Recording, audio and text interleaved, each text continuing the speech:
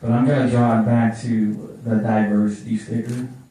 It's sort of our campaign. If we had a diversity opportunity to know what was going on, if we could have more leverage on how it was written based on those types of interactions, knowing that they branded themselves as having a diverse sort of methodology that may have weeded some of that stuff out, possibly.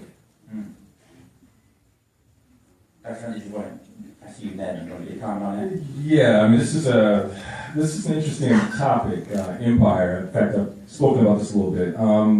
Well, it's interesting because an African American is sort of the creator of that show.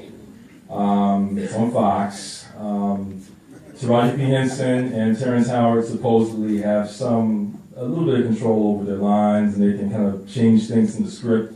So there's a lot more African American input than we typically see on television. But that said, people have raised questions about, well, gee, this is the big chance to kind of have some control and say something. Is this what you want to say? Well, you know, I have mixed feelings about it because one of the things we know about popularity is that things that are popular are open to multiple interpretations. Once you start closing down the interpretations, popularity goes down. And you know, after all, at the end of the day, TV is a commercial, enterprise. I mean, and if it doesn't get ratings, it's not going to be on television. Which, raises some of the points you bring up. I mean, I think there are alternatives to commercial television where we can circulate our images, say, on the internet, and lots of people are doing that. Lots of web series on the internet, some really amazing stuff. Problem is they're having a hard time finding an audience. People don't know about it.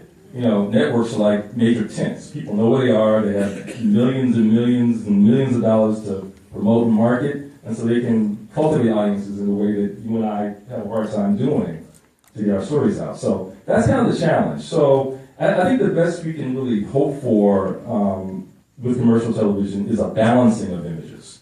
Representations that may, air the dirty laundry, but at the same time show what's positive and show what's uplifting our communities.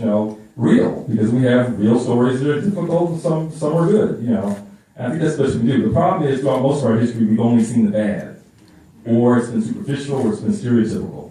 So as long as it's complex and rich and shows humanity of the characters, it's okay if the characters have flaws.